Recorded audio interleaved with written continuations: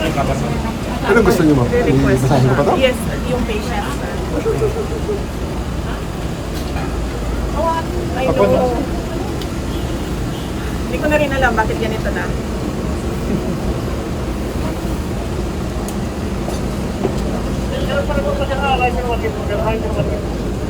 So may assisting physician. May gusto lang na pala siya. Meron talaga. May facility.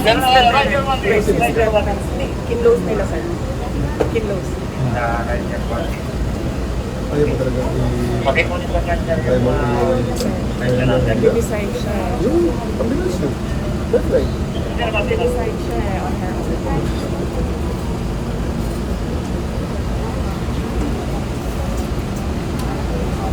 Pwede mo kami mag-request ng cameras. Ano na? Papasukin ng general yung mga cameras. Gusto mo? Palapitin ng May mga palapitin. media? Opo. Sige. Lapit na. Go na. Go, go, go. Double time, double time. Ding! I-release mo ang media. Release, release, release, release, release. Go. Go na, sabi ni General. Lapit na. Si General lang nagsabi. Ay, ayaw ng hospital. Hindi, Ayaw ng hospital. hanggang dyan lang naman yung camera eh. Ayaw ng hospital. Hanggang dyan lang sa inyo. Huwag nyo lang i-block yung side ng camera Alis na lang dito ang mga kwan para makita Hanggang ng lang. para makita ng camera. Sige, ma'am.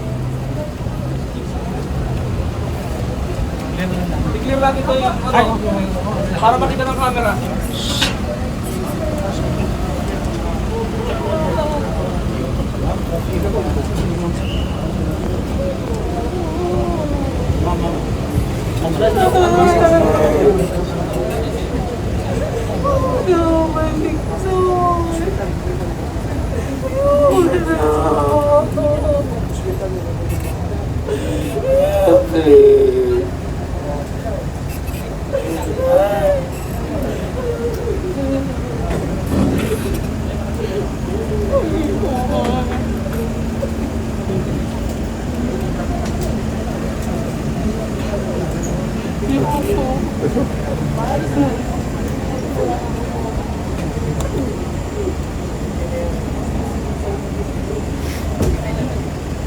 Sabi mo ako dadalhin.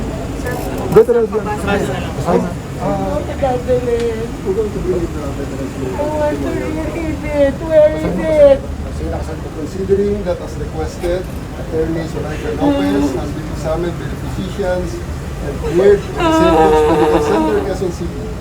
You are directed to transfer Attorney Lopez to the Veterans Memorial Medical Center, Quezon City. Sino kasama ko This is doon? Ma'am, si VP, and anybody of your choice. May text tayo galing kay SILG Rimulya. Ma'am, ang sabi ni SILG Rimulya, Yan din ang sabi niyo, tapos kinuha niyo ako kanina, dadalhin niyo ako sa correctional. hindi ma'am, tapos na yun. Totoo.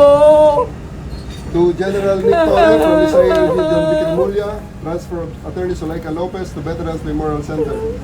Dear General Torre, as verbally agreed upon, the transfer of Attorney Lopez to the Veterans Memorial Hospital shall be complied with respect to the House directive to transfer her.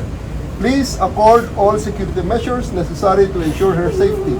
Furthermore, please allow the untethered access of her personal physicians during her confinement. The attorney will also be accorded full visitation rights of the following people: Senator Bato de la Rosa, Senator Annie Marcos, Vice President Sara Duterte. Please be advised that all pertinent hospital safety guidelines should be followed, as well as hospital policies on visitation practices. For strict and immediate compliance, signed, SILG, John Vic Rimulya. Ma'am, assurance yun. I don't believe in your assurance anymore. That's what they told me in the house. And look where it brought me. Dito, maraming witness, Dito naman sasakay ka naman ma'am sa sasakyan ni Pumayag sila VP. sa media, pumayag sila kay Senator Bato. Ma'am, sasakay po Pumayag kayo. sila sa akin. Sasakay po kayo sa sasakyan ni VP. Kasama niyo po si VP sa sasakyan. She will be transporting you to Veterans Memorial Center. Pumayag sila. Hindi ka naman iiwanan ni VP, ma'am. Sure yan, Nick, di ba? Yes, sir. Promise. Of course, sir. Nandiyan naman si VP. They are just in one car. Kasi you want to... Okay, ma'am?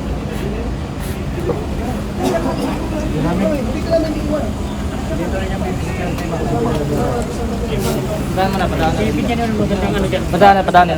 Bibigyan nyo patulong ka sa kapwa. Ano lang, mapa. Alalay mo dyan.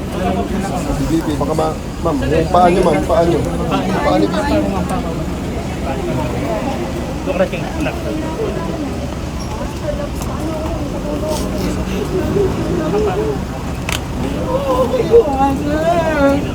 Dito kami sa likod mo, ma'am. Huwag kang mag-alala.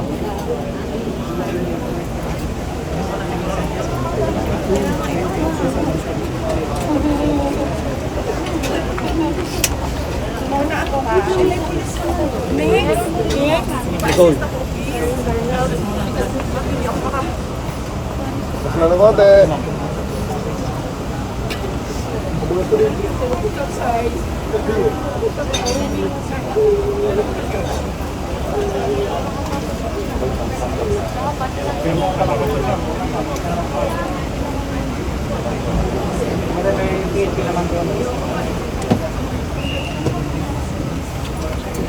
Lalayin mo, lalayin. Bira, bira.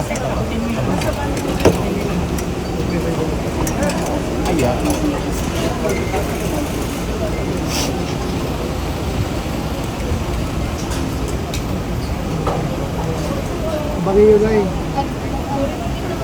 Nakalihok na.